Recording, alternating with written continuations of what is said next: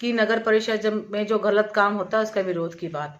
हर meeting में इनको बोला जाता है कि कोई भी काम जो हम मीटिंग में पास करते हैं उसी टाइम लिखे जाएं, ठीक है ना। जो पार्षद विरोध करता है कि ये गलत काम हुआ है उसके बारे में लिखा जाए कि इस पर्टिकुलर काम को इस पार्षद ने विरोध दर्ज कराया।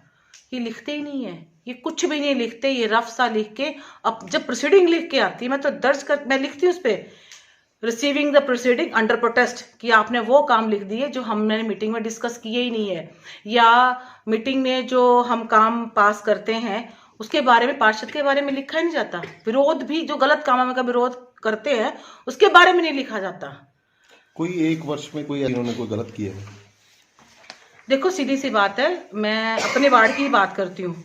हमने चारों जनों ने लिख के दिया एक लेटर काफी टाइम पहले से, उसका जवाब भी मांगा था प्रधान से और कार्यकारी महोदय से कि जो है वर्क ऑर्डर बताइए कितने लगे हैं, कहाँ कहाँ शहर में बिना बताए वर्क ऑर्डर कहाँ कहाँ लगे हैं, कोई जानकारी नहीं है। उसके बाद वार्ड नंबर 2 में जो पति प्रधान है, पति प्रधान ही कहूँगी क्योंकि डायरेक्टर की, इस बारे में मैं प्रकाश डालना चाहूँगी कि डायरेक्टर की जो लेटर आई हुई है उसमें साफ लिखा हुआ है कि जो पार्षद है लेडीज, उनके जो रिश्तेदार हैं या उनके पति हैं उनको काम में मतलब काम के लिए इंटरफेरेंस के लिए रोका जाए, पर ऐसा नहीं है। हमारे यहाँ पति प्रधान आते हैं और वाइस प्रधान का जो है वो भी पति अवस्थी जी, वो भी यहीं आके सारे काम खुद फोन पे कराते हैं या करते हैं, वो खुद नहीं आते। जो ये है तारा देवी, ठीक है। तो ये क्या करते हैं, अपनी मर्जी से फोन कर रहे हैं, कॉल उस पे सारे काम कर रहे हैं। तो एक तो उनकी इंटरफेरेंस, और दूसरा इनसे जवाब मांगा था कि जो वर्क ऑर्डर उसके बारे में बताया, और रिटेनिंग वॉल इनके घर के आगे, रीना देवी के घर के आगे रिटेनिंग वॉल लगी हुई है और उसका कोई काम पास नहीं था। वो पुराने वर्क ऑर्डर के हिसाब से ऐसे उठा लिया। और मैंने जब राणा जी से, गोल्डी राणा जो पहले प्रधान से, उनसे पूछा था कि ये काम कहाँ का पास हुआ है, तो उन्होंने बताया कि जो हमारा रैन बसेरा था उसके ऊपर डंगा लगने का था, पर ये बिना मतलब बिना बताए काम अपने घर के आगे करा लिया। फिर कहते काम नहीं हुआ। आप बिना बताए काम चोरी छिपे कर रहे हो तो गलत बात है, आप गलत काम को बढ़ावा दे रहे हैं। इनकी दखल अंदाजी, जो पति प्रधान है या पति पार्षद है, उनकी दखल अंदाजी बिल्कुल बंद होनी चाहिए। ऑर्डर निकालने का फायदा क्या है? तो नाकाम है, बीजेपी की सरकार नाकाम है जो इस चीजों को देखने के बावजूद भी आंखें बंद अफसोस की बात है कि कल भारतीय जनता पार्टी की जो यहाँ पे नगर परिषद में कमेटी है और प्रदेश में भी इनकी सरकार है और केंद्र में भी इनकी सरकार है, ये ट्रिपल इंजन की जो सरकार है। नालागढ़ में हमें कहने की ज़रूरत नहीं है क्योंकि जो नगर परिषद की प्रधान है उन्होंने पिछले हफ्ते डीसी महोदय को एक ज्ञापन दिया है भी नगर परिषद नालागढ़ में मेरी कोई सुनवाई नहीं है। बड़े शर्म की बात है, हमें बड़ा दुख लगा भाई ट्रिपल इंजन की सरकार की जो प्रधान है वो ऐसे बोल रही है। और दूसरा, वो कल जब पत्रकारों ने उनसे पूछा भाई ये क्या हो रहा है तो उन्होंने बोला हम जश्न मना रहे हैं। कोरोना महामारी में नालागढ़ में कितने युवा लोगों की डेथ हुई, कितने लोग बेरोजगार हुए, तो ये पार्टी जो है ये अपना जश्न मना रही थी। बड़े शर्म की बात है इन लोगों के लिए भाई ये लोगों के यहाँ पे इतनी त्राही त्राही मची हुई है और जश्न मना रहे हैं। अब ये जश्न जिन्होंने मनाया है वही बता सकते हैं। नगर परिषद पिछले 1 साल से बुरी तरह फलप रही है, बुरी तरह फैल रही है और पिछले 6 महीने से हमारे पास जेई नहीं है। और ये ट्रिपल इंजन की जो सरकार है, एक जेई नहीं यहाँ ला सके तो लोगों को भला क्या करेंगे। पूर्व विधायक जो है KL ठाकुर जी, उनका कोई भी रोल नगर परिषद के साथ नहीं है। वो अपनी कुर्सी बचाने के चक्कर में इनको इकट्ठा किया। कल इन्होंने भाई कोई नो कॉन्फिडेंस ना हमारे खिलाफ पड़ जाए, प्रधान के खिलाफ या उप प्रधान के खिलाफ, वो अपनी कुर्सी बचाने के लिए आने वाले विधानसभा के जो इलेक्शन है उनको टिकट की पड़ी हुई है अपनी, भी मेरा टिकट किसी ढंग से बचा रहे। तो उन्होंने ये ड्रामा कल रचा है और उनका कोई आने का उद्देश्य नहीं था वहाँ पे, वो आ भी नहीं सकते।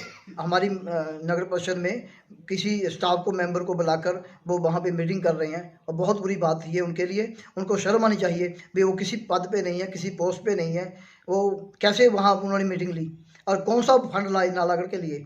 BBND से यहाँ पैसा नहीं आया, सरकार की तरफ से कोई पैसा हमें नहीं दिलवा पाए। वो जो भी पैसा है नगर परिषद का अपना फंड आते हैं, नगर परिषद अपने फंड को सभी वार्डों में एक समान विकास करती है। तो वो लोगों को गुमराह कर रहे हैं भी मैं ये कर दूंगा, मैं वो कर दूंगा। वो नकारा हुआ आदमी है, लोगों ने उसको 2017 में नकार दिया था। उसकी कोई कैपेबिलिटी नहीं है भाई आके वो यहाँ नगर परिषद में आए और यहाँ हमारे जो कर्मचारी हैं उनको धमकाए और धमका कर उनको काम लें। अभी पिछले 1 साल से कोई ऐसी प्रपोजल नहीं आई, ना जो बीजेपी के पार्षद हैं ना उन्होंने कोई ऐसी आवाज़ उठाई है। मैं अभी पिछले 2 महीने पहले एसडीएम साहब को मिला था, हमने एक ज्ञापन दिया था सभी पार्षदों ने मिलके भाई नालागढ़ में स्टेडियम होना चाहिए। जो पूर्व विधायक हैं इनको शर्म आनी चाहिए भी जगह जगह नारियल फोड़ते हैं ये, और बच्चों के लिए एक प्लेग्राउंड नहीं बना सके अभी तक। हमारे 2017-16 में कांग्रेस की सरकार थी तो हमने कृपालपुरा में एक 19 बीघे का प्लाट जो था यूथ स्पोर्ट्स सर्विस के नाम करवाया था। वहाँ पे अभी भी 50 लाख से सैंक्शन हुआ है। तो अगर ये डेवलपमेंट की बात करते हैं, अगर डेवलपमेंट करवानी होती है इन्होंने तो वो बच्चों के लिए ग्राउंड बनाते। डेवलपमेंट कर रहे हैं खुद की, माइनिंग खुद कर रहे हैं, ये पेट्रोल पंप इनके हैं, गैस एजेंसी इनकी है, ठेकेदारी ये कर रहे हैं, इनके दोनों बच्चे किसी को काम नहीं दे रही हैं। आज मैं चैलेंज करता हूँ, मुझे बताएं पूर्व विधायक भी कितने बच्चे इन्होंने कंपनियों में लगवाए, कितनी कंपनी है, कितने बच्चे रोजगार घूम रहे हैं। तो ये सब नाकाम आदमी है यहाँ पे भारतीय जनता पार्टी ने खड़ा कर रखा है, इसकी कोई नहीं सुनता। जो यहाँ डिस्ट्रिक्ट प्रेसिडेंट बने हैं आशुतोष वैद्य जी, वो अपनी पहचान से डिस्ट्रिक्ट के प्रधान बने हैं। नालागढ़ नगर परिषद में जो नॉमिनेट 4 पार्षद हुए हैं वो अपनी मर्जी से बने हैं, इसकी कोई भी कहीं भी सुनवाई नहीं है। वंदना जी कोई भी गलत काम होता है तो हर मीटिंग में उनका विरोध करते हैं भाई ये काम मत करो, गलत हो रहा है। पर वहाँ वो बोलते हैं हम सत्ता में हैं, सरकार हमारी है, सेंटर में सरकार हमारी है, वो इस कामों को अब श्रेय लेने के लिए गलत काम भी करते। जो कल की बात है, मुझे बड़ी हैरानगी हुई, आश्चर्य हुआ कि यहाँ पर जो पूरे विधायक म्यूनसिपल कमेटी में जाकर वहाँ पर बैठक करते हैं और वहाँ पर 1 साल का जश्न मनाते हैं।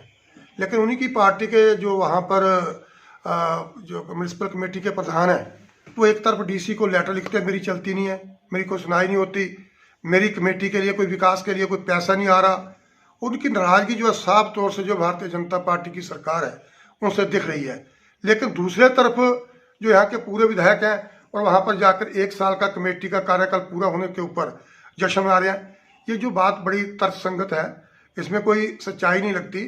क्योंकि जो हमारी म्यूनसिपल कमेटी नालागढ़ है ये बिल्कुल जो है फेल हो चुकी है और जो विकास के काम हैं वो बिल्कुल यहाँ पर ठप पड़े हैं।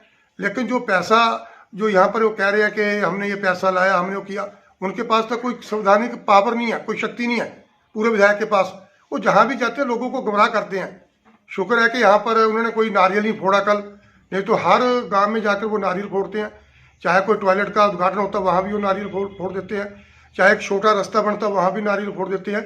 लेकिन लोगों को प्रयास होता है उनका भी शायद ये काम मेरी सरकार है मैंने करवाए।